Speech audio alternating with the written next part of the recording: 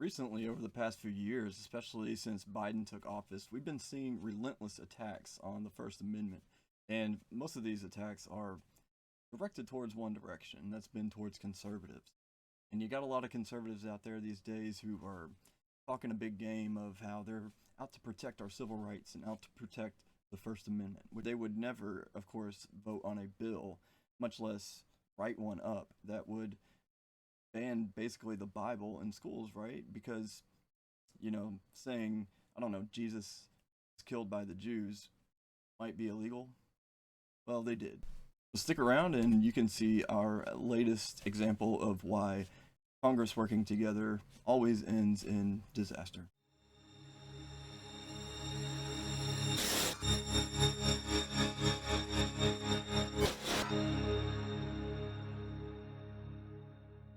Now, a few months ago, when the government was about to shut down and Congress wasn't getting along, the Republicans and Democrats couldn't come up with a bill or a budget agreement.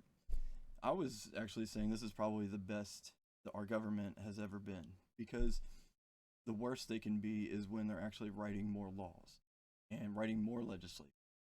And it's usually dumb legislation that most of them don't even read or spend the time trying to understand.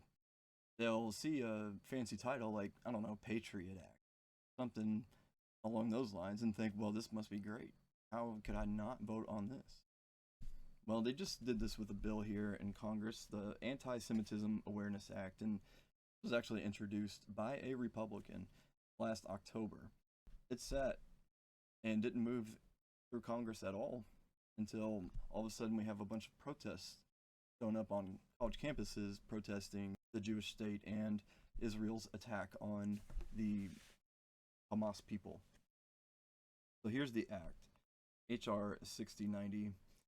Now, this bill gives power to the Department of Education, which is kind of ironic since there's a lot of Republicans right now pushing to defund and dismantle the Department of Education, which I support 100%.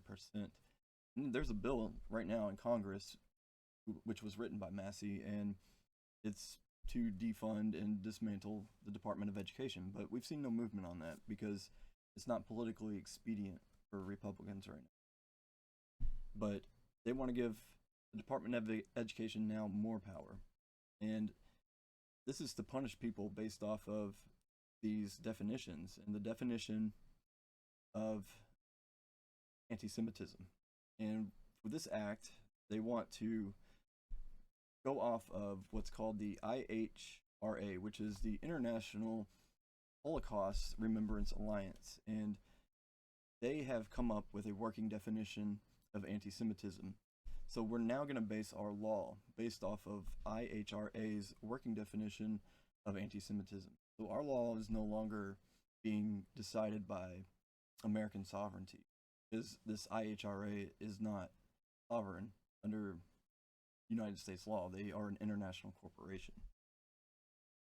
And let's go ahead and figure out what exactly they think anti Semitism is. And this is their working definition of anti Semitism.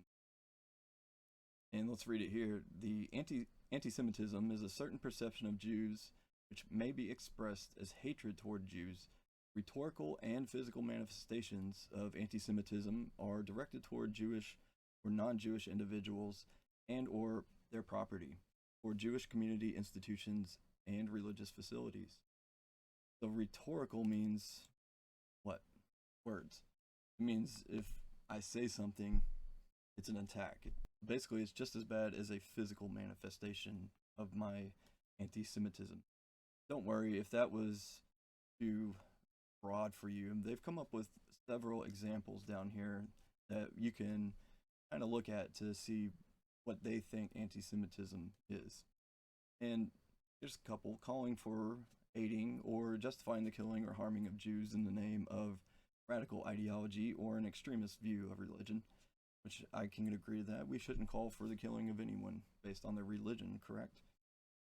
Making mendacious, dehumanizing, demonizing, or stereotypical allegations about Jews as such, or the power of Jews as collective, such as, especially but not exclusively, the myth about a world Jewish conspiracy or Jews controlling the media, economy, government, or other societal institutions. Thou doth protest too much, methinks. And, I never was a Holocaust denier. I never thought there was some grand scheme of Jews controlling everything, but it really does make you question, why are they so avid about shutting down any of this talk or this speech? Accusing Jews as a people of being responsible for real or imagined wrongdoing committed by a single Jewish person or group, or even for acts committed by non-Jews. Denying the fact, scope, mechanisms, example given gas chambers, or intentionality of the genocide of the Jewish people at the hands of National Socialist Germany and its supporters and accomplices during World War II, the Holocaust. Accusing the Jews as a people, or Israel as a state, of inventing or exaggerating the Holocaust. So we can't even say that they're exaggerating the Holocaust at any point. How dare you? Accusing Jewish citizens of being accusing Jewish citizens of being more loyal to Israel or to the alleged priorities of Jews worldwide than to the interests of their own nations. Denying the Jewish people their right to self-determination by claiming that the existence of a state of Israel is a racist endeavor. Applying double standards by requiring of it a behavior not expected or demanded of any other democratic nation. Kind of like, Ukraine, where they canceled elections for years. They haven't had an election since their coup. So, just like democratic nations. Using the symbols and images associated with classic anti-Semitism. Here it is. Example given. Claims of Jews killing Jesus or blood libel to characterize Israel or Israelis. Now, I've read the Bible. I'm sure you've all read the Bible. And I'm pretty sure it was the Jews who condemned Jesus or brought Jesus to Pontius Pilate to be condemned. And they actually are the ones who gave him the charge of blasphemy. And when the Jews were given the opportunity to let Jesus go free, they said, no, go ahead and crucify him. So, if you want to say something like that, that's going to be criminalized now. And this isn't just with Congress. This is in Texas. Texas, which is supposed to be the major bastion of freedom and the most American damn state in the whole republic. I don't think so. We've got Greg Abbott's executive order over here, basically demanding the same thing of the schools in Texas that the federal law that just passed through Congress demands. And who does he base his definition on? Who do you think? Well, it says here it's adopted by the state of Texas in section 448.001 of the Texas Government Code. And that can be found right here. Now, we go to the definition of anti-Semitism. It means a certain perception of Jews that may be expressed as hatred toward Jews. The term includes rhetorical and physical acts of anti-Semitism directed toward Jewish or non-Jewish individuals or their property, or toward Jewish community institutions and religious facilities. Does that sound familiar? It should, because the examples of anti-Semitism are included with the International Holocaust Remembrance Alliance working definition of anti-Semitism adopted on May 26, 2016. It was the same exact thing. When Congress is working together in harmony and they all vote on a bill together, it's usually not something that's going to benefit the American people.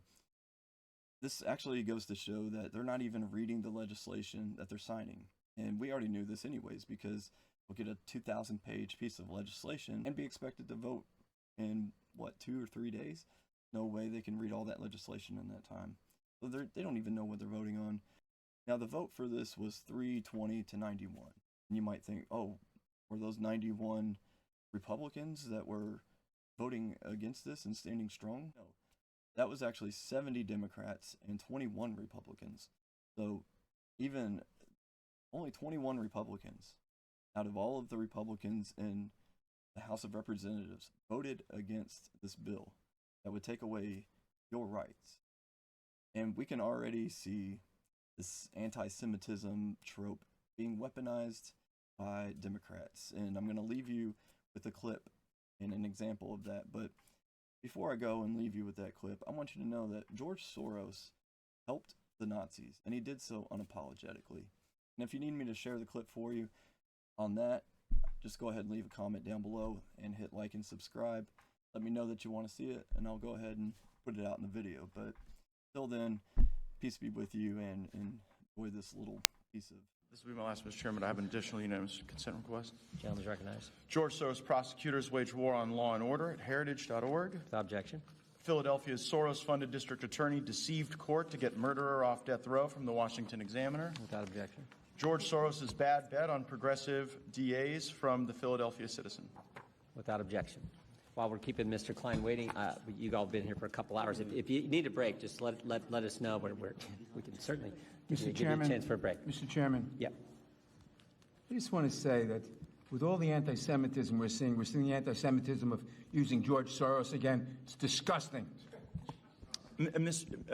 Point of privilege. Mr. Ranking Member, not every criticism of George Soros is anti-Semitic. The criticisms deal with public policy and the matters of rising crime with DAs.